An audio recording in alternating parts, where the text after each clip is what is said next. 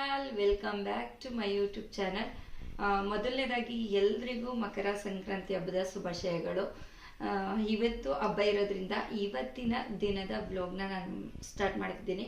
So ಎಲ್ಲರ ಮನೆಯಲ್ಲೂ ಸಂಕ್ರಾಂತಿ ಹಬ್ಬನ ಸೆಲೆಬ್ರೇಷನ್ ಮಾಡ್ತೀವಿ. ಆದರೆ ನಮ್ಮ ಮನೆ ಸಂಕ್ರಾಂತಿ ಹಬ್ಬನ ನಾನು ಯಾವ ರೀತಿ ಸೆಲೆಬ್ರೇಷನ್ ಮಾಡ್ತೀನಿ ಅಂತ ಈ ಬ್ಲಾಗ್ನ ಮಾಡ್ತಿದ್ದೀನಿ. ಬಟ್ ಈ ಸಲ ಒಂದು ಮಾಡದೇ ಇರೋವಂಥ ಪದ್ಧತಿನ ಇನ್ಕ್ಲೂಡ್ ಮಾಡ್ಕೊಳ್ತಿದ್ದೀನಿ. ರೆಗ್ಯುಲರ್ ಆಗಿ ಯಾವತ್ತೂ ಮಾಡದೇ ಇರೋವಂಥ ಒಂದು ಪದ್ಧತಿನ ಇನ್ಕ್ಲೂಡ್ ಮಾಡ್ಕೊಳ್ಳೋಣ ಅಂತ ಅಂದ್ಬಿಟ್ಟು. ಸೊ ಇಲ್ಲಿ ಗುಜರಾತಲ್ಲಿ ಹೇಳ್ಬಿರೋದಕ್ಕೆ ನಮ್ಮ ಕಡೆ ಸಿಗೋವಂಥ ಎಲ್ಲ ಐಟಮು ಸಿಗೋದು ರೇರು. ಹಾಗಾಗಿ ಎಷ್ಟು ಐಟಮ್ ಸಿಕ್ಕಿದೆ ಅದನ್ನೇ ಯೂಸ್ ಮಾಡಿಕೊಂಡು ಎಳ್ಳು ಬೆಲ್ಲನ ಪ್ರಿಪೇರ್ ಮಾಡ್ತಿದ್ದೀನಿ, ಎಳ್ಬೀರನ್ನ. ಸೊ ಎಳ್ಬೀರನ್ನ ಪ್ರಿಪೇರ್ ಮಾಡೋದಕ್ಕೆ ಇಲ್ಲಿ ಕೊಬ್ಬರಿನ ಕಟ್ ಮಾಡ್ಕೊಂಡಿದ್ದೀನಿ, ಮತ್ತು ಬೆಲ್ಲನೂ ಕೂಡ ಪೀಸ್ ಮಾಡಿ ಹಾಕ್ಕೊಂಡಿದ್ದೀನಿ. ಎಳ್ಬೀರನ್ನ ಇಲ್ಲಿ ನಮ್ಮ ಕಡೆ ಆದರೆ ಜಾಸ್ತಿ ಎಳ್ಬೀರನ್ನ ಮಾಡ್ತೀವಿ. ಯಾಕೆಂದರೆ ಎಲ್ಲರ ಮನೆಗೆ ಹೋಗಿ ಎಳ್ಬೀರಿಗೆ ಬರ್ತೀವಿ. ಬಟ್ ಇಲ್ಲಿ ಇವ್ರುಗಳು ಉತ್ತರಾಯಣ ಅಂತ ಮಾಡ್ತಾರೆ, ಗಾಳಿಪಟನ ಹಾರಿಸೋದು. ಸೊ ಇವ್ರುಗಳಿಗೆ ಹೊಸದು ಅನಿಸುತ್ತೆ. ಹಾಗಾಗಿ ನಾನು ಇಲ್ಲಿ 1-2 ಮನೆಗೆ ಪಕ್ಕದ ಮನೆಗೆ ಕೊಡ್ತೀನಿ. ಅದಕ್ಕೆ ಸ್ವಲ್ಪ ಕ್ವಾಂಟಿಟಿಲಿ ಮಾಡಿದ್ದೀನಿ, ಎಳ್ಬೀರನ್ನ ಮಾಡ್ತಿದ್ದೀನಿ. ಅದಕ್ಕೆ ಬೇಕಾಗಿರೋ ಇಂಗ್ರೀಡಿಯೆಂಟ್ಸು ಕಡಲೆ ಬೀಜ ಮತ್ತು ಕಡಲೆ ಎಳ್ಳು. ಸೊ ಇದನ್ನೆಲ್ಲ ಇವಾಗ ಫ್ರೈ ಮಾಡಿ ಇದಕ್ಕೆ ಹಾಕ್ಕೊಡ್ಬೇಕು. ಸೊ ಕೆಲಸ ಮಾಡಬೇಕಾದ್ರೆ ಸ್ವಲ್ಪ ಸ್ಯಾರಿ ಎಲ್ಲ ಸರಿ ಮಾಡ್ಕೊಬಿಡ್ತೀನಿ.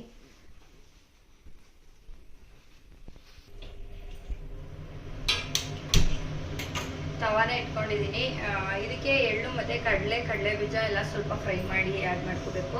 ಸೊ ಆ್ಯಡ್ ಮಾಡ್ಕೊಂಡ್ರೆ ಎಳ್ಬೀರು ರೆಡಿ ಆಗುತ್ತೆ. ತವ ಬಿಸಿಯಾಗಿದೆ. ಸೊ ಇವಾಗ ಮೇಯ್ನ್ ಇಂಗ್ರೀಡಿಯೆಂಟ್ಸು ಕಡಲೆ ಬೀಜನ ಹುರ್ಕೊಬಿಡೋಣ.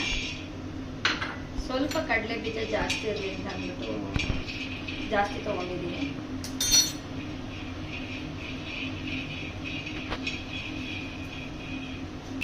ಕಡಲೆ ಬೀಜ ಒಂಚೂರು ಜಾಸ್ತಿ ಇರಲಿ ಅಂದ್ಬಿಟ್ಟು ಇನ್ನೊಂದು ಸ್ವಲ್ಪ ಆ್ಯಡ್ ಮಾಡ್ಕೊಂಡಿದ್ದೀನಿ.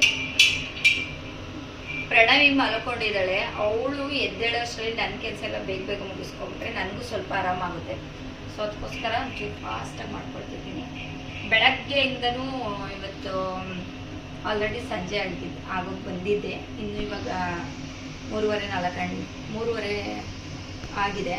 ಸೊ ಅಷ್ಟೇ. ಅದಕ್ಕೇ ಬೇಗ ಈ ಕೆಲಸ ಎಲ್ಲ ಮಾಡಿಕೊಂಡು ಸಂಜೆ ಪೂಜೆಗೆ ರೆಡಿ ಮಾಡ್ಕೊಳ್ತಿದ್ದೀನಿ.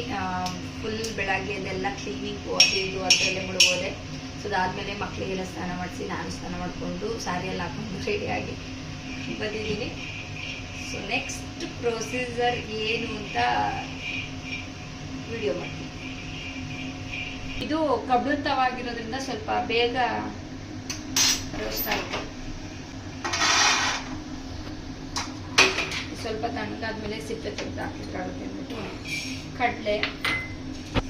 ಕಡಲೆ ನಾವು ಸ್ವಲ್ಪನೇ ಹಾಕ್ಕೊಂಡಿದ್ದೀನಿ. ಒಂದು ಕಾಲ್ ಬೌಲಷ್ಟು ಹಾಕ್ಕೊಂಡಿದ್ದೀನಿ. ಇದನ್ನು ಕೂಡ ಲೈಟಾಗಿ ಸ್ವಲ್ಪ ಹುರ್ಕೋತಿದ್ದೀನಿ. ಇವಾಗ ಚಳಿ ಇರೋದ್ರಿಂದ ಏನಾದರೂ ಸ್ವಲ್ಪ ಮೆತ್ತಗಾಗಿದ್ರೆ ಅಂತ ಅಂದ್ಬಿಟ್ಟು ಸ್ವಲ್ಪ ಫ್ರೈ ಮಾಡ್ಕೊತಿದ್ದೀನಿ. ಅದನ್ನು ಡೈರೆಕ್ಟಾಗಿ ಇದಕ್ಕೆ ಹಾಕ್ಕೊಳ್ತಿದ್ದೀನಿ. ನೆಕ್ಸ್ಟ್ ಇಂಗ್ರೀಡಿಯೆಂಟ್ಸ್ ಬಂದು ಎಳ್ಳು, ಬಿಳಿ ಎಳ್ಳನ್ನ ನಾನು ಇವತ್ತು ಸಂಕ್ರಾಂತಿ ಹಬ್ಬ, ಬೀರೋ ಹಬ್ಬ. ಸೊ ಹಂಗಾಗಿ ಎಳ್ಳನ್ನ ಸ್ವಲ್ಪ ಜಾಸ್ತಿ ಹಂಚ್ಬೇಕು ಅಂತ ಹೇಳ್ತಾರೆ. ಹಂಗಾಗಿ ಎಳ್ಳು ಕ್ವಾಂಟಿಟಿನ ಒಂದು ಅರ್ಧ ಬೌಲಷ್ಟು ಎಳ್ಳು ಕ್ವಾಂಟಿಟಿನ ತೊಗೊಂಡಿದ್ದೀನಿ.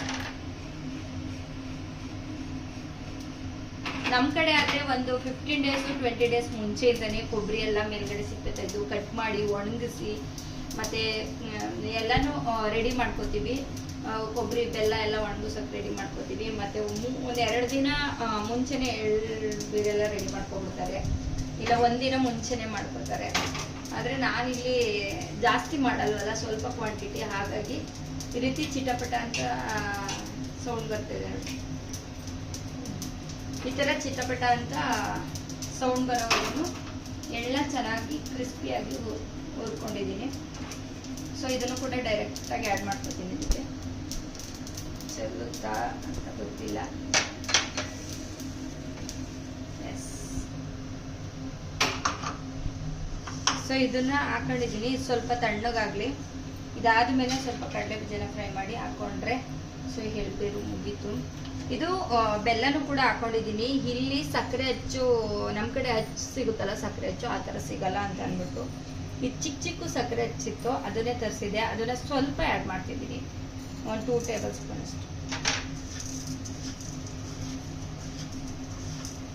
ಇದು ಸ್ವಲ್ಪ ಇವಾಗ ಫ್ರೈ ಮಾಡಿರೋದ್ರಿಂದ ತಣ್ಣಗಾಗಲಿ ಎಲ್ಲವ, ಇಲ್ಲಾಂದರೆ ಒಳಗಡೆನೆ ಮೆತ್ತಗಾಗ್ಬಿಡುತ್ತೆ ನೀರು ಥರ.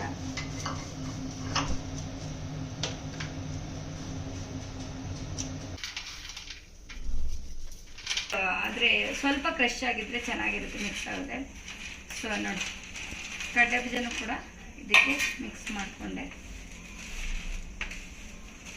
Finally ಎಳ್ಬೀರ್ ready. ಎಳ್ಬೀರ್ಗೆ ಜೀರಿಗೆ ಪಪ್ಪು ಸಿಗುತ್ತೆ. ಜೀರಿಗೆ ಪಪ್ಪು ಅದು ವೈಟ್ ಜಾಸ್ತಿ ಸಿಗುತ್ತೆ, ಕಲರ್ಸ್ ಇರೋದು ರೇರ್ ಸಿಗೋದು. ನಾನು ಬಿಗ್ ಬಾಸ್ಕೆಟಲ್ಲಿ ನೋಡಿದೆ, ಬಟ್ ಔಟ್ ಆಫ್ ಸ್ಟಾಕ್ ಆಗಿತ್ತು, ಇರಲಿಲ್ಲ. ಹಂಗಾಗಿ ಸರಿ ಓಕೆ, ಏನು ಮಾಡೋಕ್ಕಾಗುತ್ತೆ ಅಂತ ಇದು ಹಿಂಗೆ ಮಾಡ್ತಿದ್ದೀನಿ.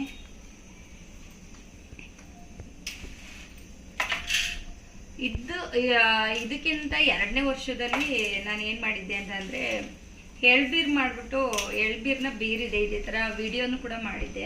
ನೋಡಿರೋರಿಗೆ ಗೊತ್ತಿರುತ್ತೆ. ಇಲ್ಲಿಯವ್ರಿಗೆ ಎಳ್ಬೀರ್ ಕೊಡೋಕೆ ಹೋದರೆ ಅದು ಏನು ಅಂತ ಒಂದು 10 ನಿಮಿಷ ಯೋಚನೆ ಮಾಡ್ತಿದ್ರು, ಮತ್ತು ಏನು ಅಂತ ನೋಡಿ ಇದು ಮಾಡಿ ಹಿಂಗೆ 2 ಕಾಳು ಮೇಲಿಂದ ತೊಗೊಂಡು ಪ್ರಸಾದ ಥರ ಸಾಕು ಅಂತ ಅಂದರು. ಸೊ ಅವಾಗಲೇ ಗೊತ್ತಾಗಿದ್ದು ಇವರು ಎಳ್ಬೀರ್ ಅಷ್ಟು ಗೊತ್ತಿಲ್ಲ ಅಂತ. ಬಟ್ ಇವಾಗ ಸ್ವಲ್ಪ ಪಕ್ಕದ ಮನೇಲಿ ಅಲ್ಲೂ ಕೊಟ್ಟಿದ್ದೆ, ಅಲ್ಲೂ ಕ್ಲೋಸ್ ಇರೋರಿಗೆಲ್ಲ ಮನೆಗೆ ತೊಗೊಂಡೋಗಿ ಕೊಟ್ಟಿದ್ದೆ. ಬಟ್ ಹೊರಗಡೆ ಗಾಳಿಪಟ ಹಾರಿಸ್ತಿದ್ರಲ್ಲ, ಅವ್ರಿಗೆಲ್ಲ ಜೆಂಟ್ಸ್ಗೆಲ್ಲ ಕೊಡೋಕೆ ಹೋದಾಗ ಅವ್ರುಗಳು ಹಾಗೇನೆ ನೋಡಿದ್ದು. ಆಂಟಿದಿರಿಗೆಲ್ಲ ಕೊಟ್ಟರೆ ಹೇಳಿದ್ರೆ ಸ್ವಲ್ಪ ಅರ್ಥ ಮಾಡ್ಕೋತಾರೆ. ಅವ್ರುಗಳೂ ಇಲ್ಲಿ ಚಿಕ್ಕಿ, ಪೀನಟ್ ಚಿಕ್ಕಿ, ಎಳ್ಳು ಚಿಕ್ಕಿ, ಸೊ ಇದನ್ನೆಲ್ಲ ತೊಗೊಂಡು, ಎಳ್ಳುಂಡೆ, ಪುರಿ ಉಂಡೆ, ಸೊ ಇವನ್ನೆಲ್ಲ ತೊಗೊಂಬಂದು ಅವರು ಕೂಡ ತಿಂತಾರೆ. ಫಸ್ಟ್ಲಿ ದೇವ್ರ ಮನೆಗೆ ಎತ್ತಿಟ್ಬಿಡ್ತೀನಿ.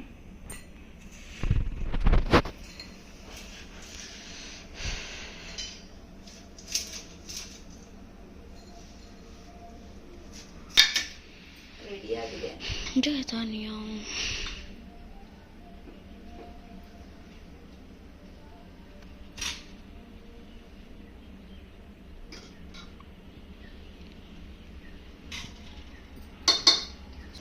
ಇದು ಫ್ರೂಟ್ಸ್ ಎಲ್ಲ ಅರ್ಜೆಂಟಿಗೆ ನಂಗೆ ತರಕಾಗಿಲ್ಲ ಅಂದ್ಬಿಟ್ಟು ತರಿಸಿರೋದು. ಕಬ್ಬು ಕೂಡ ಪೀಸ್ನೇ ತರಿಸ್ದೆ. ಸೊ ನೋಡಿ ಕಬ್ಬು ಹೆಂಗೆ ಬಂದಿದೆ ಅಂತ, ಬಿಗ್ ಬಾಸ್ಕೆಟಿಂದ ತರಿಸಿದ್ದು. ಚೆನ್ನಾಗಿ ಬಂದಿದೆ. ಒಂದೊಂದನ್ನ ಈ ಥರದ್ದು ಹಾಕ್ಬಿಟ್ಟಿದ್ದಾರೆ. ಸೊ ಅದನ್ನು ತೆಗೆದಾಕಿ ಬೆಳೆದಿರೋದನ್ನ, ಅದು ದಿಂಡಿರೋದನ್ನು ಕಟ್ ಮಾಡಿ ಹಿಂಗೆ ಇಟ್ಬಿಟ್ಟಿದ್ದಾರೆ. ಸೊ ಯಾವ್ದು ಚೆನ್ನಾಗಿದೆ ಅದನ್ನು ಇಡೋಣ ಅಂತ. ಬಾಳೆಹಣ್ಣು ಬೇರೆ ಗಿಡಕ್ಕೆ ಈ ಥರದ್ದು 2 ಬಾಕ್ಸ್ ತರಿಸಿದ್ದೀನಿ. ಇನ್ನೊಂದು ಬಾಕ್ಸ್ ಹಂಗೆ ಇಟ್ಟಿದ್ದೀನಿ, ಯಾರಿಗಾದ್ರೂ ತಿನ್ನೋದಕ್ಕಾಗುತ್ತೆ. ಸೊ ದೇವ್ರಿಗೆ ಇವಾಗ ಸದ್ಯಕ್ಕೆ ಪೂಜೆಗೆ ಇಷ್ಟು ಇಡ್ತೀನಿ. ಒಂದು ತೆಂಗಿನಕಾಯಿ ಇಟ್ಕೊತಿದ್ದೀನಿ ದೇವ್ರಿಗೆ ಹೊಡಿಯೋದಕ್ಕೆ. So finally ready. ಸೊ ಇವಾಗ ಪೂಜೆ ಮನೆಯೆಲ್ಲ ಮೊದಲೇ ರೆಡಿ ಮಾಡಿದ್ದೆ. ಸೊ ಪೂಜೆ ಎಲ್ಲ ಮಾಡಿದ್ವಿ ಆಲ್ರೆಡಿ. ಪೂರ್ವಿಗೆ ಬೆಳಗ್ಗೆನೆ ಪೂಜೆ ಮಾಡಿದ್ದ, ಮತ್ತು ಮಧ್ಯಾಹ್ನನೂ ಪೂಜೆ ಮಾಡಿದ್ದೀವಿ. ಅಂದರೆ ನಮ್ಮ ಮನೇಲಿ ಯಾವಾಗ ಸ್ನಾನ ಮಾಡ್ಕೋತಾರೆ, ಯಾರು ಸ್ನಾನ ಮಾಡ್ಕೋ ಅವರು ಬಂದು ದೇವ್ರ ಮನೆಗೆ ಪೂಜೆ ಮಾಡ್ತಾರೆ ಇರ್ತಾರೆ. ಸೊ ಹಾಗಾಗಿ ದೇವ್ರ ಮನೆಯೆಲ್ಲ ಬೆಳಗ್ಗೆನೆ ಕ್ಲೀನ್ ಮಾಡ್ಬಿಟ್ಟು ಬೆಳಗ್ಗೆನೆ ರೆಡಿ ಮಾಡಿದ್ದೆ. ಸೊ ಇವಾಗ ಪೂಜೆ ಮಾಡೋಣ ಬೇಗ.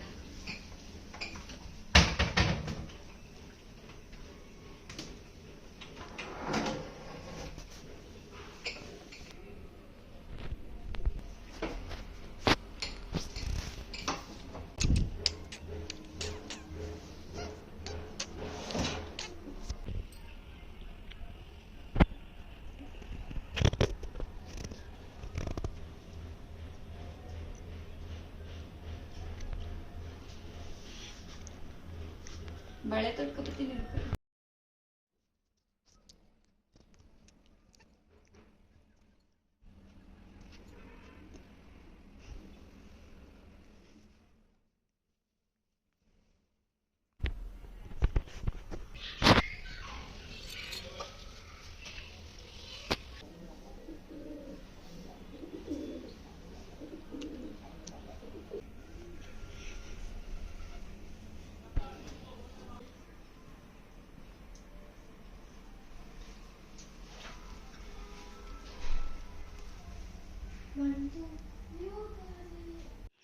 ಫೈನಲಿ ಎಳ್ಳು ಬೆಲ್ಲ ತಿಂದು ಒಳ್ಳೆ ಮಾತಾಡಿ ಅಂತ ಅನ್ನೋ ಹಾಗೆ ಎಳ್ಳು ಬೆಲ್ಲನ ನಾವು ತಿಂದಾಯ್ತು.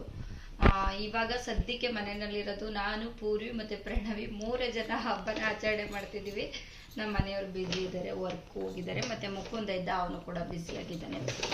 ಸೊ ಅದಕ್ಕೋಸ್ಕರ ಇವಾಗ ಪ್ರಣವಿಗೆ ಫಲ ಎರಿಯೋ ಕಾರ್ಯಕ್ರಮನ ಇಟ್ಕೊಳ್ಳೋಣ ಅನ್ಕೊಂಡಿದ್ದೀವಿ. ಸೊ ಅವಾಗಲೇ ಹೇಳ್ದಂಗೆ ನಾನು ನಡೆಸ್ಕೊಂಡ್ಬರ್ದೇ ಇರೋ ಪದ್ಧತಿನ ಈ ವರ್ಷ ನಡೆಸ್ಬೇಕು ಅಂತ ಅನ್ಕೊಂಡಿದ್ದೀನಿ.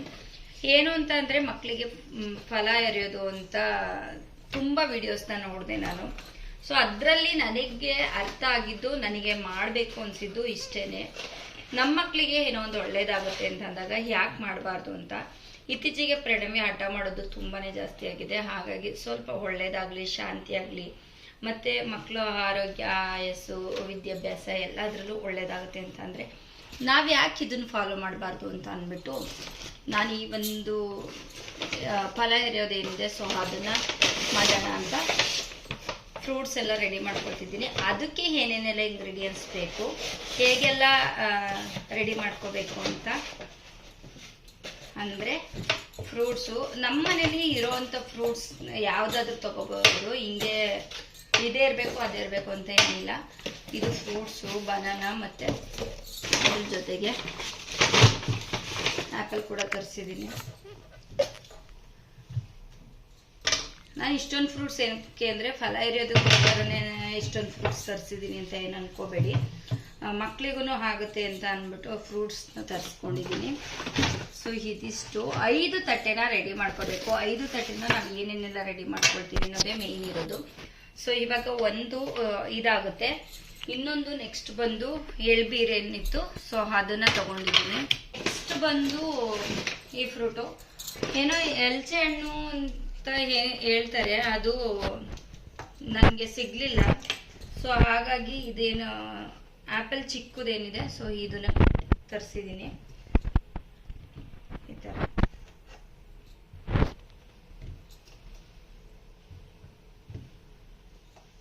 ಸೊ ಇದಾದ ಮೇಲೆ ನೆಕ್ಸ್ಟ್ ಬಂದು ಇನ್ನೊಂದೇನು ಅಂತಂದರೆ ಐ ಥಿಂಕ್ ಇದೇನೆ. ಇದನ್ನ ಪಕ್ಕದ ಮನೆ ಆಂಟಿ ಕೊಟ್ಟಿದ್ರು, ಹಾಗಾಗಿ ಇದು 3 ಇದೆ. ಸೊ ಹಾಗಾಗಿ ಇದನ್ನು ಇದ್ರೊಳಗಡೆನೆ ಇಡ್ತಿದ್ದೀನಿ. ಹೂವು ಮತ್ತು ಎಲೆ ಅಡಿಕೆನ ಇಡ್ತಿದ್ದೀನಿ. ಎಲೆ ಅಡಿಕೆ ಮತ್ತು ಹೂವು ಇಟ್ಟಿದ್ದೀನಿ. ಸೊ 4 ತಟ್ಟೆ ಆಯಿತು. ಇನ್ನೊಂದು ತಟ್ಟೆ ರೆಡಿ ಮಾಡ್ಕೋಬೇಕು, ಅದೇನು ಅಂತ ತೋರಿಸ್ತೀನಿ. ಕಾಯಿನ್ಸ್ ಇಟ್ಕೊಂಡಿದ್ದೀನಿ. ಸೊ ಇದಕ್ಕೆ ಇನ್ನೊಂದು ಇಟ್ಕೋಬೇಕು. ಏನು ಅಂದರೆ ಇದ್ರ ಜೊತೆಗೇನೆ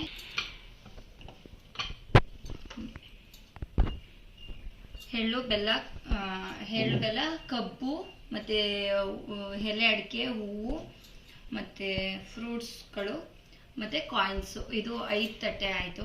ಸೊ ಇದು 5 ತಟ್ಟೆ ಆದಮೇಲೆ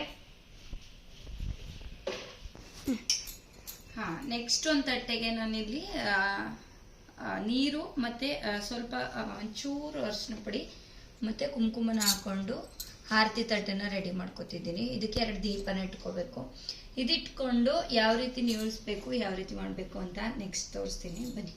ಸೊ ಇವಾಗ ಪಾಪುಗೆ ಫಲ ಎರೆಯೋಣ ಅಂತ ಅಂದ್ಬಿಟ್ಟು ಸೊ ಎಲ್ಲ ಸಿದ್ಧತೆನ ಮಾಡಿಕೊಂಡು 5 ಥರ ತಟ್ಟೆ ಏನೊಂದು ರೆಡಿ ಮಾಡಿದ್ನಲ್ವ ಸೊ ಅದನ್ನೆಲ್ಲನೂ ಇಟ್ಕೊಂಡಿದ್ದೀನಿ. ನಿಧಾನಕ್ಕೆ ಹೋಗು. ಇದು ತಿಂಡಿ ಬಂದಡಿ.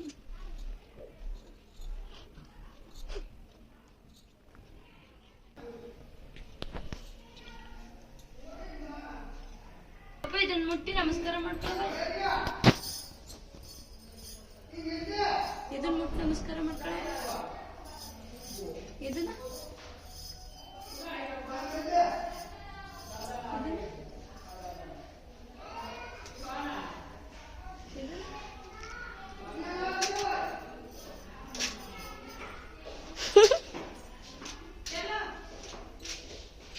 ಇವಾಗ 5 ಥರ ತಟ್ಟೆ ಏನು ರೆಡಿ ಮಾಡಿದ್ದೀವಿ. ಎಲ್ಲ ಥರದ್ದು ಹಣ್ಣುಗಳು, ಎಳ್ಬೀರು ಮತ್ತು ಕಾಯಿನ್ಸು ಮತ್ತು ಹೂವು ಎಲ್ಲವನ್ನು ಈ ಗ್ಲಾಸಲ್ಲಿ ಹಾಕ್ಕೊಂಡು ಅಥವಾ ಸೇರಿದರೆ ಸೇರಲ್ಲಿ ಹಾಕ್ಕೊಂಡು ಪಾಪುಗೆ ತಲೆಯಿಂದ ಕೆಳಗವರೆಗೂ 3 ಸಲ ನೀವುಳಿಸಿ ಅದನ್ನು ಪಾಪು ತಲೆ ಮೇಲೆ ಸುರಿಬೇಕಾಗುತ್ತೆ.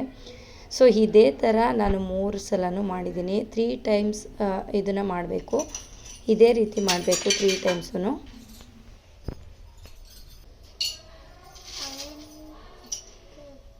ತಿಂತೀಯಾ? ಹಾಂ ತಿನ್ನು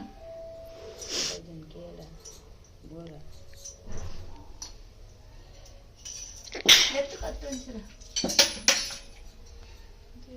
ಡೌಟ್ ಇರುತ್ತೆ ಕೆಳಗಡೆ ಮಗು ತಲೆ ಮೇಲಿಂದ ಸುರಿದಿರೋದನ್ನ ಮಗು ತೊಗೊಂಡು ತಿಂದರೆ ಏನು ಪ್ರಾಬ್ಲಮ್ ಆಗಲ್ವ ಅಂತ. ಸೊ ಏನು ಪ್ರಾಬ್ಲಮ್ ಆಗಲ್ಲ, ಮಗು ಬೇಕಾದರೆ ತಿನ್ಬೋದು.